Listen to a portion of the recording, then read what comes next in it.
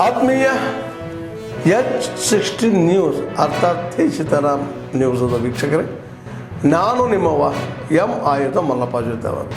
ತಾವು ಈಗ ಸುದ್ದಿಗಳ ಲೋಕಕ್ಕೆ ಎಂಟ್ರಿ ಹೊಡಿತಾ ಇದ್ದೀರಿ.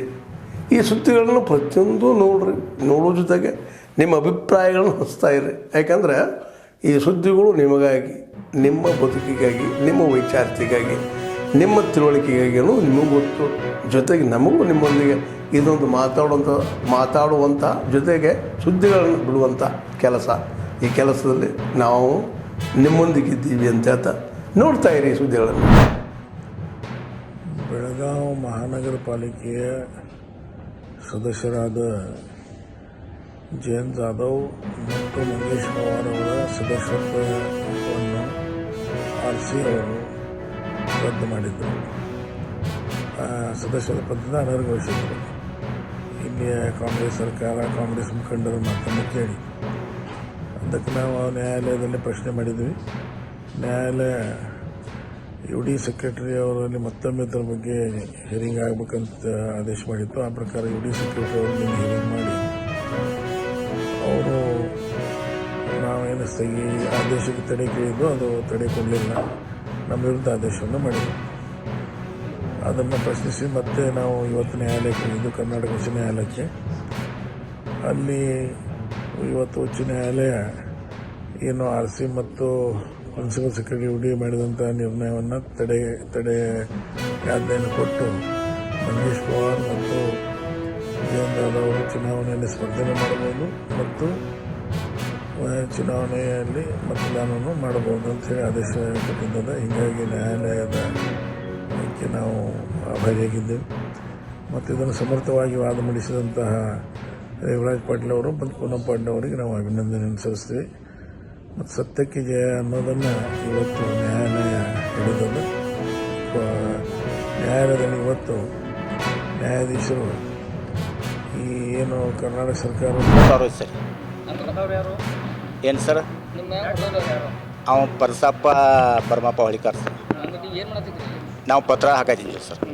ಪತ್ರ ಹಾಕೋ ಟೈಮ್ದಾಗ ಬಂದು ಬಡಿಯಾಕಡೆ ಚಾಲು ಮಾಡಿರಿ ಸರ್. ಅವರು ಒಂದು 15-20 ಮಂದಿ ಕೂಡ್ರಿ, ಹೆಣ್ಮಕ್ಳು ಗಂಡು ಮಕ್ಕಳು ಕೂಡಿ ನಮ್ಮನ್ನೆಲ್ಲ ಬಡಿಯಾಕ ಚಾಲು ಮಾಡಿರಿ. ಕೆಳಗೆ ಹಾಕಿ ಕಾಲಾಗ ತುಳಿಯೋದು, ಬಡಿಯೋದು, ಎದಿಗೆ ಒಯ್ಯೋದು, ಕಲ್ಕಲ್ಲಿ ಒಯ್ಯೋದು ಮಾಡಕತ್ತಾರೆ ಸರ್. ಮ್ಯಾಲ ಅವ್ರೊಂದು 20 ಜನ ಇದ್ರು ಸರ್. ಹುಡುಗಲು ತೊಗೊಂಬರ ಆಯ್ತದ ಸರ್. ಹುಡುಗಲು ತೊಗೊಂಬರ್ತಿನಾಗ ಎಲ್ಲ ಮ್ಯಾಲ ಕಲ್ಕಲ್ಲಿ ಹೋಗೋದು, ಪತ್ರ ಎಲ್ಲ ಮುರಿದು ನಮ್ಮನ್ನೆಲ್ಲ ಬಡ್ದು ಹುಡುಗಲು ತೊಗೊಂಬರ ಅಲ್ಲಿ ಓಡಿದ್ವು ಸರ್. ನಾವು ಕೈ ತಾಂತ ಅವರೊಂದು 15 ಗಂಡು ಮಕ್ಕಳು ಕೊಂಡು ಮಕ್ಕಳು ಕೂಡಿ ಒಂದು 15 ಜನ ಇದ್ರು ಸರ್. ನಾವು 4 ಮಂದಿ ಇದ್ದರು ಸರ್. ಒಟ್ಟು ಇದು ಪೆಟ್ಟ ಇದ್ದು 3-4 ಮಂದಿಗೆ ಆಗಿ ಸರ್. ಅವ್ರು ನಮ್ಮ ಜಾಗ ಅಂತಾರೆ ಸರ್. ಅವರು ಜಾಗ, ಅದು ಜಾಗ ಮುಸ್ಲಿಮರ ಜಾಗ, ನಾವು ತೊಗೊಂಡೇವು ಸರ್. ಅವ್ರು ಹಾಂ ಸರ್, ನಮ್ಮ ಹೆಸರು ಮೇಲೆ ಐತೆ ಸರ್. ಎಲ್ಲ ಅದು ತೊಗೊಂಡು ಒಂದು 5-6 ವರ್ಷ ಆಯ್ತು ಸರ್. ಈಗ ಜಗಳ ತೆಗಿತಾರೆ ಸರ್. ಅವ್ರು ನಾವೀಗ ಅದನ್ನು ಸಡ್ ಬಿಡಿಯಾಕೆ ಹೊಂದಿದ್ವಿ ಸರ್. ಸಡ್ ಬಿಡಿತ್ನಾಗ ಈಗ ಇಲ್ಲಿ ಯಾಕೆ ಬಿಡಿಯಾಯ್ತಾರೆ, ನಮ್ಮ ಜಾಗದ ನಮ್ಮ ಜಾಗದ ಇಲ್ಲಿ ಯಾಕೆ ಬಿಡಿಯಾಯ್ತಾರೆ ನೀವು ಅಂತೇಳಿ ಎಲ್ಲ ಸಡ್ ಎಲ್ಲ ಕಟ್ತಾರೆ ಸರ್ ಕುಡ್ಗೊಲ್ಲಿ. ಹಾಂ ಸರ, ಅವರೆಲ್ಲ ಕಳ್ಬಡಿ ಸರ್. ಅವರು ಮುಸ್ಲಿಮ್ ಯಾರಿಲ್ಲ ಸರ್. ನಮ್ಮ ಕಾಸ್ಟ್ ಮಂದಿ ಹೊಡಿಯತ್ತಾರೆ ಸರ್. ಅವ್ರು ಜಾಗ ಕೊಟ್ಟಾರ ತಕರಾರಿಲ್ಲ ಸರ್ ಯಾರ್ದು.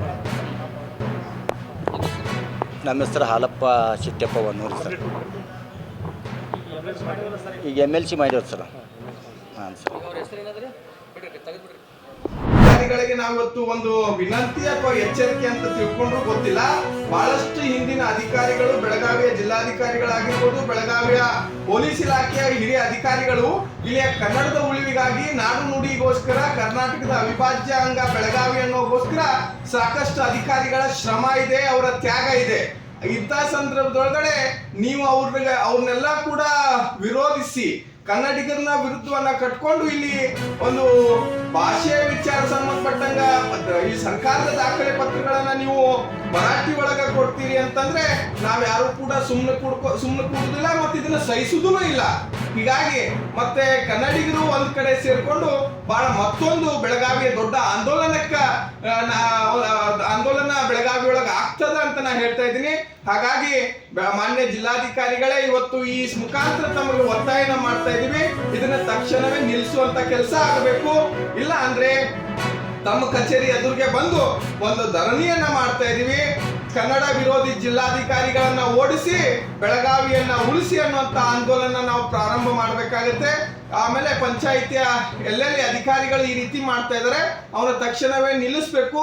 ಕೊಟ್ಟಂತ ಮಾನ್ಯತೆ ಇಲ್ಲಂತ ಕೊಟ್ಟಂತ ಪಹಣಿ ಪತ್ರಗಳನ್ನ ರದ್ದುಪಡಿಸಬೇಕು, ಮತ್ತೆ ಆ ಅಧಿಕಾರಿಗಳ ಮೇಲೆ ಸೂಕ್ತವಾದಂತ ಕ್ರಮವನ್ನು ತಗೊಳ್ಬೇಕು ಅಂತ ಇವತ್ತು ನಾನು ಒತ್ತಾಯ ಮಾಡ್ತಾ ಇದ್ದೀನಿ. ಸರ್, ಈಗ ಮಹಾರಾಷ್ಟ್ರ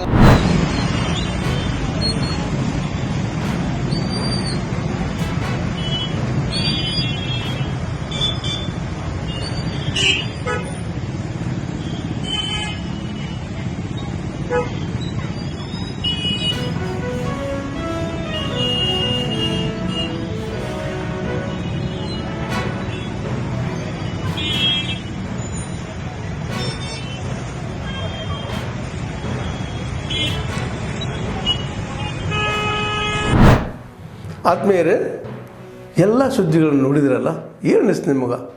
ಇದರಲ್ಲೇ ನಿಮ್ಗೆ ಲೈಕ್ ಆಗಿರ್ಬೋದು, ಡಿಸ್ಲೈಕು ಆಗಿರ್ಬೋದು, ಕಾಮೆಂಟ್ ಬೇಡಪ್ಪ ಅಂತೂ ಅನಿಸಿರ್ಬೋದು, ಕಾಮೆಂಟ್ ಮಾಡಬೇಕಪ್ಪ ಅನಿಸ್ಬೋದು, ಶೇರ್ ಮಾಡಬಾರ್ದಪ್ಪ ಅನಿಸಿರ್ಬೋದು, ಅದು ಮಾಡಬೇಕು ಅನಿಸಿರ್ಬೋದು.